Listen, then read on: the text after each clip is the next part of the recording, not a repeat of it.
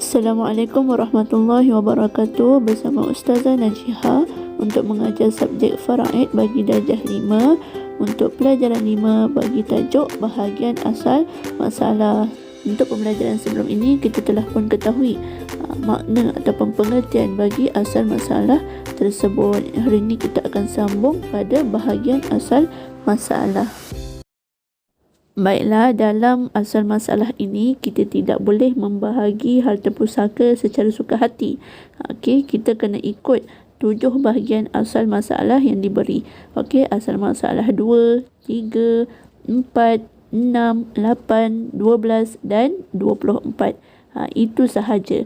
Okey, kita tidak boleh suka hati membuat pecahan asal masalah kepada 5. Okey, contohnya kepada 7. Okey, tidak boleh. Kita terikat dengan 7 bahagian asal masalah ini sahaja. Jadinya murid-murid perlu hafal 7 bahagian asal masalah. Baiklah, kita akan perjelaskan satu persatu bagi 7 bahagian asal masalah. Kita akan lihat bagaimana asal masalah ini boleh pecah kepada 2, 3, 4, 6 dan sebagainya. Okey, baiklah, kita lihat yang pertama, asal masalah 2. Contohnya, seorang yang mati ataupun seorang yang meninggal, meninggalkan sewaris suami dan adik-beradik lelaki seibu sebapa. 2 ini saja yang ditinggalkan, maksudnya si isteri yang meninggalkan si suami. Okey, kalau suami itu tiada anak, tiada cucu, dia akan dapat 1/2. Dan jika dia meninggalkan adik-beradik lelaki seibu sebapa, kita tahu sebelum ni kita belajar adik-beradik lelaki seibu sebapa adalah termasuk dalam asabah, iaitu baki harta tersebut yang akan menghabiskan harta itu. Maka kita bahagi kepada 2 kerana asal masalah kita adalah 2. Macam mana boleh dapat 2? Kerana suami mendapat 1/2. Okey, dan asabah mendapat bakinya. Maka terhasillah asal masalah 2. Okey, contohnya awak ada roti. Okey, awak bawa roti tu pergi sekolah. Tiba-tiba kawan awak nampak, kawan awak minta. Jadi awak bahagi roti tersebut kepada 2. 2 bahagian roti yang awak bahagikan itu adalah seperti asal masalah 2. Okey, kita lihat pula bagaimana boleh jadi asal masalah 3. Okey, seorang yang mati meninggalkan waris ibu dan adik-beradik lelaki sebapa. Okey, kalau ibu si mati ini tidak meninggalkan anak ataupun cucu, ibu ni dapat harta 1/3. Manakala adik-beradik lelaki sebapa, dia akan dapat asabah, iaitu bakinya. Maka 1/3 bahagian ibu tersebut kita terus tulis untuk asal masalah 3. Baiklah, jadinya ibu akan dapat 1 bahagian. Okey, manakala asabah dapat berapa bahagian? Okey, 3. Asal masalah 3 tolak 1 bahagian ibu, dapatlah 2. Jadinya asabah, iaitu adik-beradik lelaki sebapa, dapat 2 bahagian. Okey, macam mana sahnya masalah itu adalah apabila kita tambahkan kedua-duanya. Okey, bahagian ibu 1 bahagian tambah dengan asabah, iaitu 2. Okey, maka jadilah tasahih masalah itu kepada 3.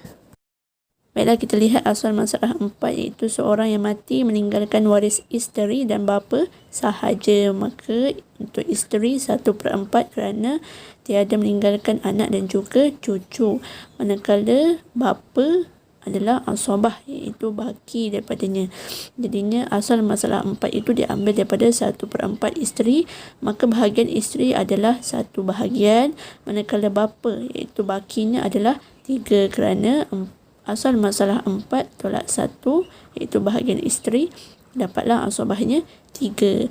Maka untuk sah masalah adalah 1 bahagian isteri ditambahkan dengan asabah bapa iaitu 3.